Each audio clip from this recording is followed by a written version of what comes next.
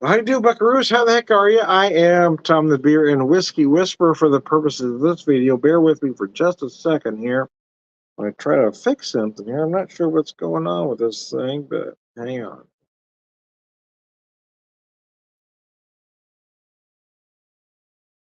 Let me tell you about Surfer Joe. I was remembering the old Neil Young album, the song of Surfer Joe had Mow the Sleeves. Let me tell you about Surfer Joe. He caught the big one and he let it go. Anyways, I don't know why that song had to run mind at this particular moment, but it did, man. I can't control these things.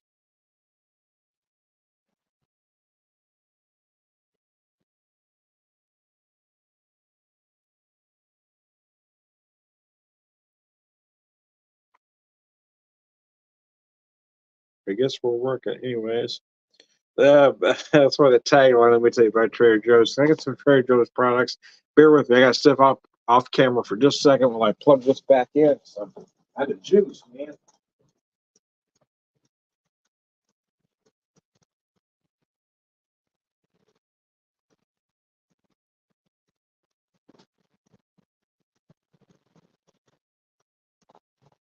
Anyways, I digress. How the heck are you? I am Tom the Beer and Whiskey Whisperer, at least for the purposes of this video. And I'm going to go through some Trader Joe's products with you. And I've been kind of debating with myself which direction I should go first. Should I start from the bottom and work up? Start from the top and work down? But quite frankly, there's not a lot of top or bottom. So anyways, so I'm going to go with the big one first. I decided I would. I thought I got rid of this. I've had this since August, to be honest with you. The Bosun Double IPA. I've had it since August. I didn't realize I still had one left in there, so we might as well finish it up. Doesn't normally take me this long to go through stuff, but it has. So, anyways, yeah, I've had this since August, man. Believe it or not, yeah. I think it's my last one, but quite frankly, there still might be one more hiding in there.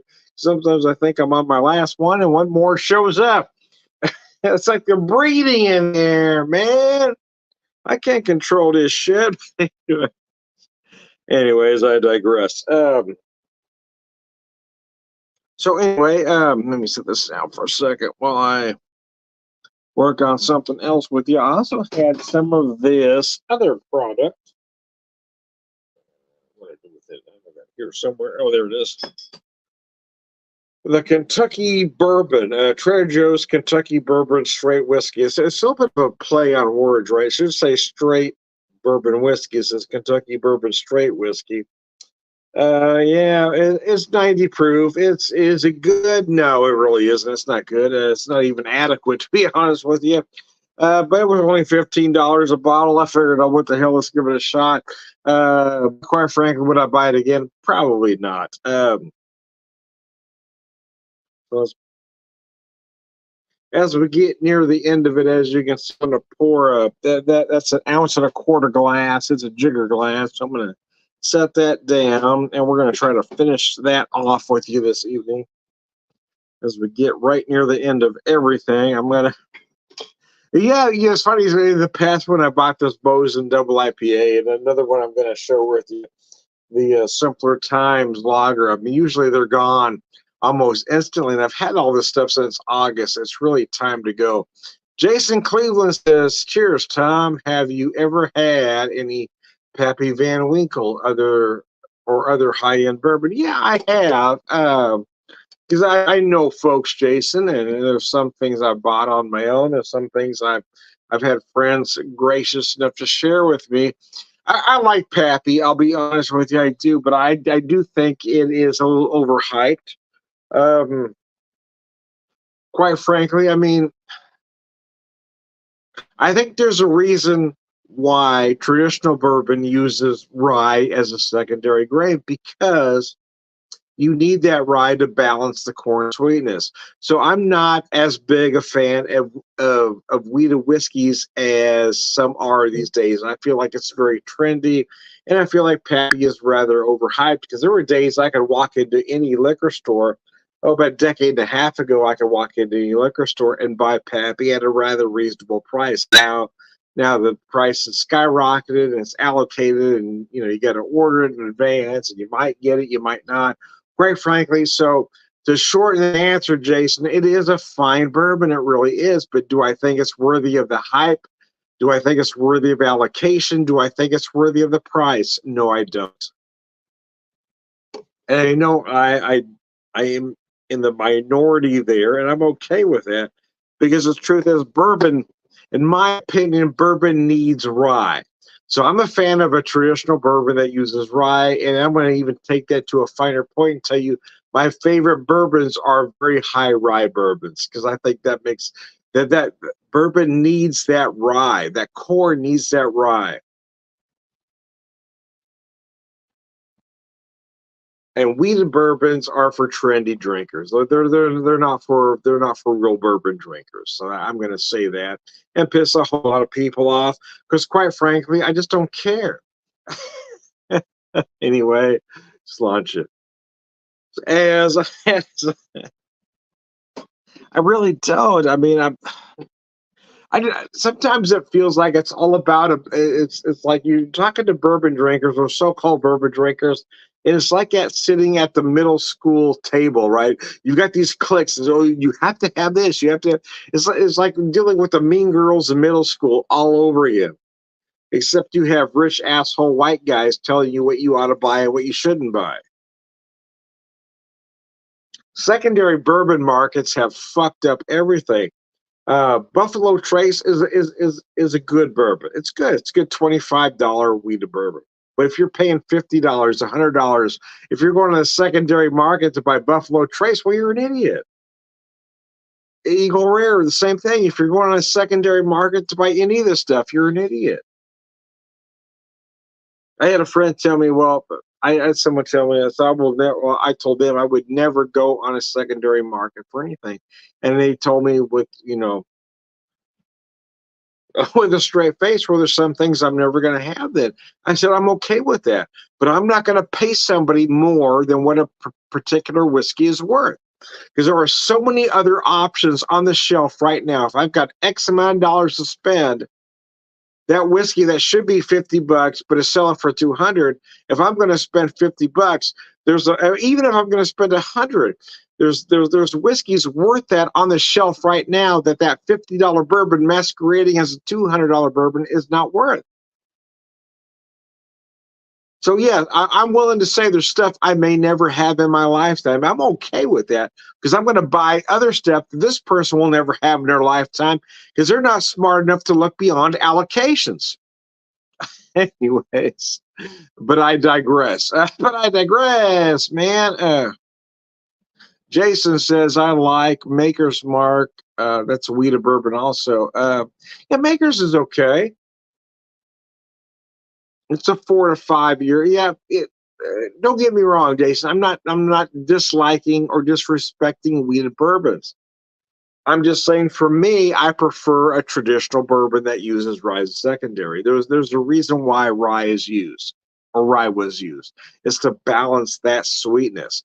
So what that wheat does, wheat doesn't balance that sweetness. It kind of adds to it. But folks that like wheated bourbons notice that it does soften the mouthfeel. It makes a nice, softer whiskey, and it makes a sweeter whiskey. And some folks like that. I'm an old guy. I don't. Well, I don't like it as much. Like I said, I won't say I don't like it because I do like Makers. I do like Pappy's, the varieties that I've had or even have purchased over the years. I mean, I've bought Pappy's in years past, but again, a decade and a half ago, Pappy's was easy to purchase. But I would never pay more than $25 for Buffalo Trace. I'll never pay more than $30 for Eagle Rare because they're not worth any more than that. I will never pay more than $50 for Blanton's. If you're paying more for that for any of those whiskeys, you're fucking up everything for you're like the person in school that's screwing up the curve, right? You're fucking up the curve for everybody else. And again, I'm going to say this. knowing that there's a lot of you out there that aren't going to understand it, is that there are other whiskeys right on your shelf right now. If you've got $30 to spend, you got $30 in your hand right now. You're going to walk in there and buy Eagle Rare, but they don't have it. So now you're going to spend $200 on a secondary market for Eagle Rare. You can walk in any liquor store right now, I guarantee you, in whatever area you live in, with that money in your hand and buy something better than Eagle Rare for money in between $30 and the 200 you're willing to spend on an inferior whiskey. Yes, I already answered that question. Yes, I have had Bland's. I've had it several times. Again, it's a damn fine whiskey for $50. But if you're spending more than that, you're an idiot.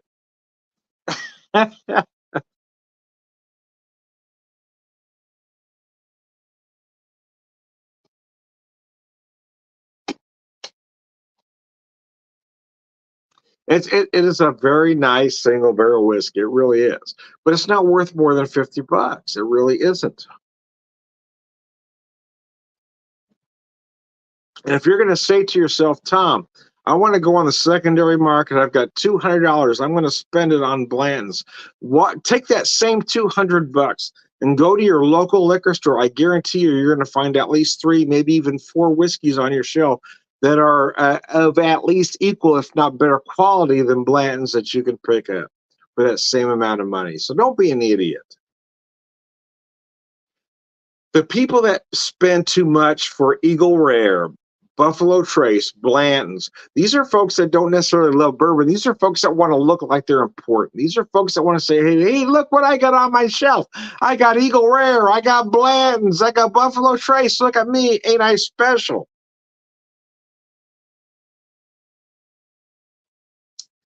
I don't care if folks look at I'm not taking pictures of my collection because I don't really have one. What I have in my house right now is whiskey that I am going to drink. I never buy anything that I'm going to sell later.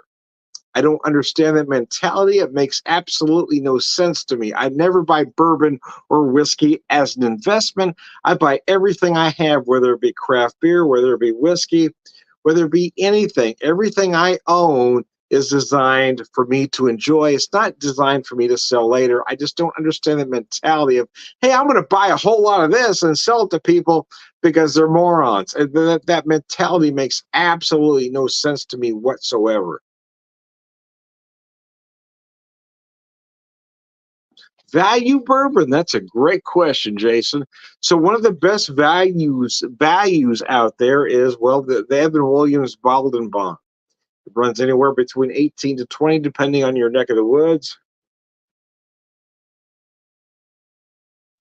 It's a whiskey that's good enough to drink neat, but it's a whiskey also uh, inexpensive enough to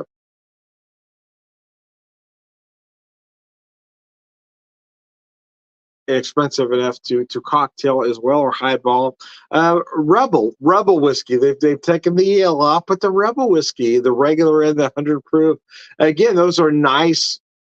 Those are decent values. The Rebel is a great weeded bourbon if you're into such things. Right?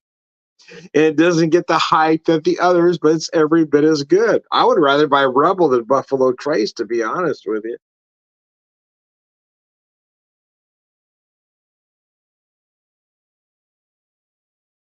Yeah, the Evan Williams Bottled and Bond is one of those that folks tend to pass on by.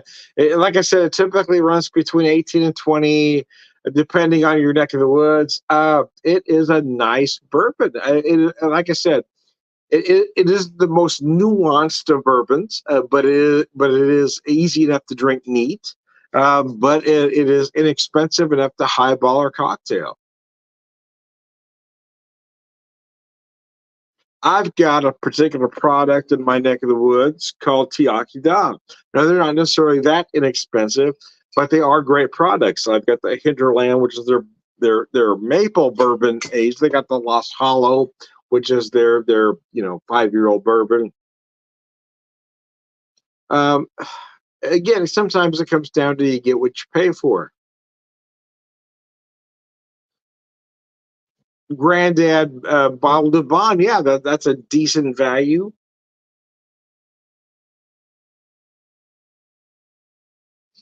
It's a good whiskey. Yeah, again, but see, here's my thing. I'm a craft beer guy, so I want to buy as small as possible. So about 2 years ago, my wife and I started learning about wine, and rather than buy the big guys, we started finding all the small local wineries the same way that I find, craft breweries. And then I've done the same with whiskey as well. Is that I try to buy as small as humanly possible.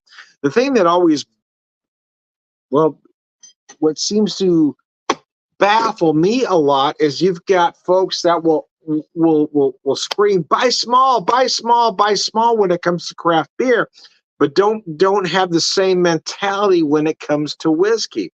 So I try to do the same thing. I'm buying as small as humanly possible. Recently, a great distillery out of Columbia, Missouri, Dogmaster, is announced they're shutting their doors. And I was really bummed about that because they have some great product. And what pisses me off is you've got so many people out there in that area that are knee deep in the craft beer scene saying, hey, buy small, but they won't do the same when it comes to liquor. So my thing is, forget about all these names, forget about Four Roses, forget about Blends, forget about Buffalo Trace. If you've got a small distillery in your neck of the woods, buy from them. These are the folks that need your money. And I guarantee you have at least one, if not two. I mean, pay attention to what's around you. If you're going to every craft brewery in town saying, I'm going to keep you guys alive, why aren't you doing the same for the wineries and the distilleries? I mean, it seems to me that there's a lot of hypocrisy going on in the craft beer world. I mean, keep everybody alive, man. You're screaming buy small for craft beer, but you're buying large for whiskey. I just can't make that make sense, man. You've got every town, every area has your wineries, your distilleries. Buy from them. Quit buying the names you know. Forget about them. Forget they even existed. If you're willing to forget everything else and buy small craft beer, why aren't you willing to do the same for the others? Quit being a hypocrite. Do what's right. Buy small. Think global. Drink local. Anyway, let's launch it.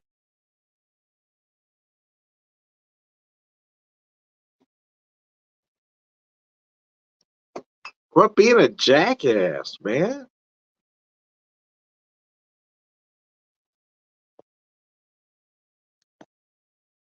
Here we go. Anyways, I'll get off my high horse there for a second there. Get out the soapbox, Tom. Get out the cross, baby.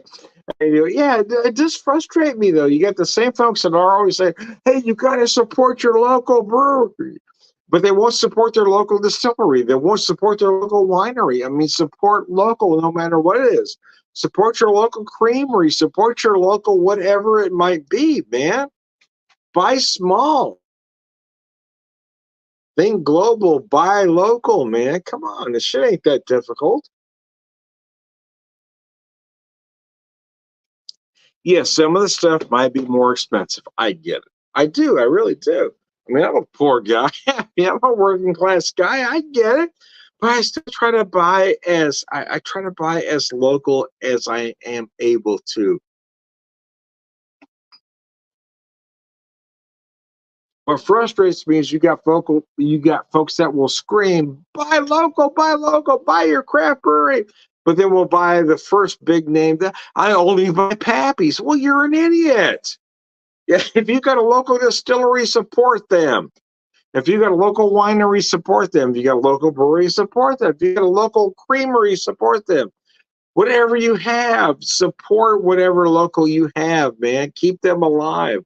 That's what's important. Don't be an asshat.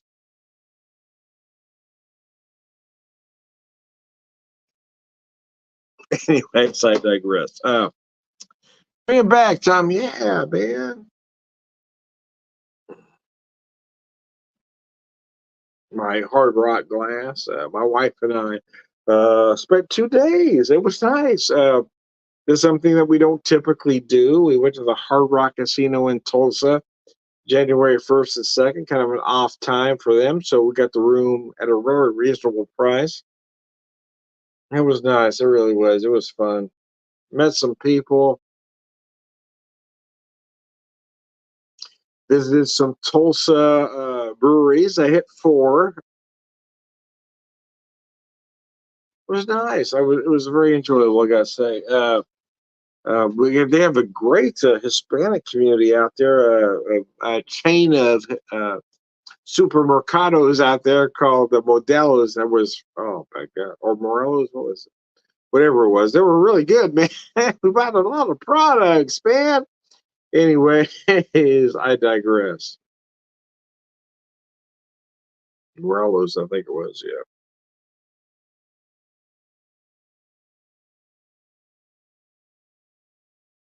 Once there was a way. Once there was a way.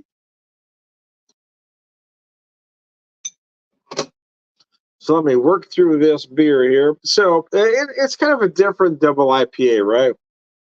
Well, it's a different double IPA with what is normal these days, right? Because it's all about hazy or it's all about West Coast. Even West Coast is different now than it used to be. West Coast a decade and a half ago is a different IPA than West Coast is today, which kind of bothers me.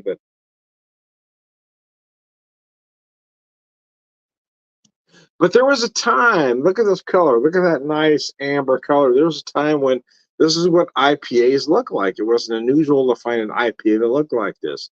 Now IPAs are lighter than lagers, right? Or they're hazy. They're even hazier than Hefeweizen. And that shit just drives me crazy, man, because I'm too old. I'm old. I don't like change. I'm knee deep into my curmudgeon phase at this point. No, it is really frustrating that when you got folks that will argue with you, thinking, "No, this is what it should be." Well, that's not what. Okay, maybe that's what you think it should be now. But what I'm telling you is, when I first had this style a decade and a half ago, before you were able to drink, it didn't taste like that. I'm arguing with the kids, going, "No, man."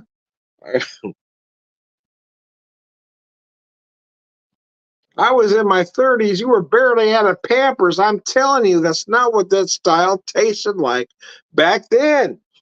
But then again, you can't argue with kids. They think they're smarter than everybody else.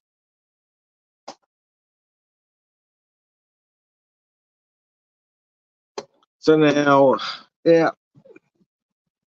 But there was a time. See.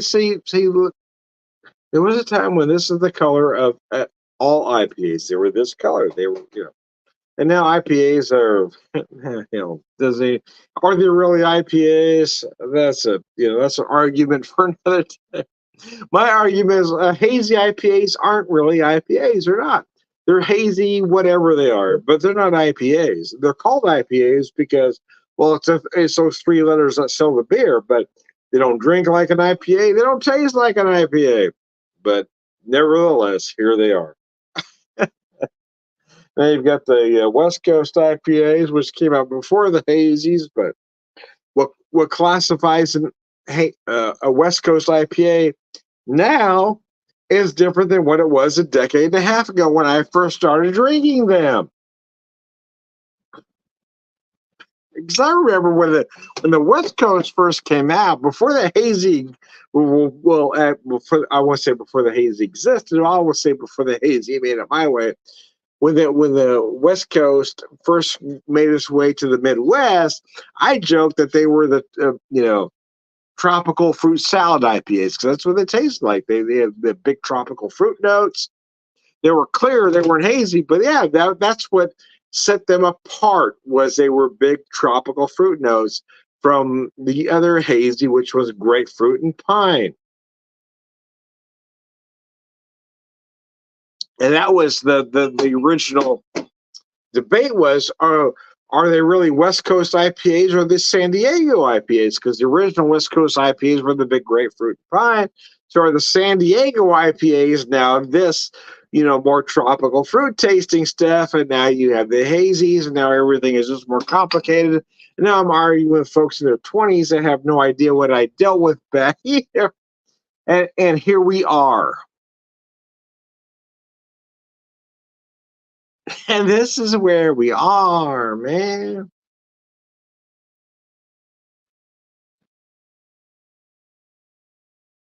So, anyways, I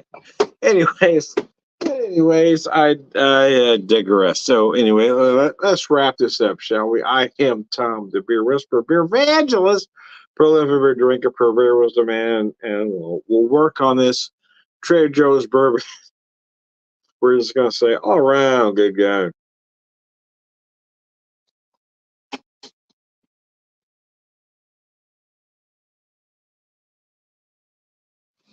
And Sláinte.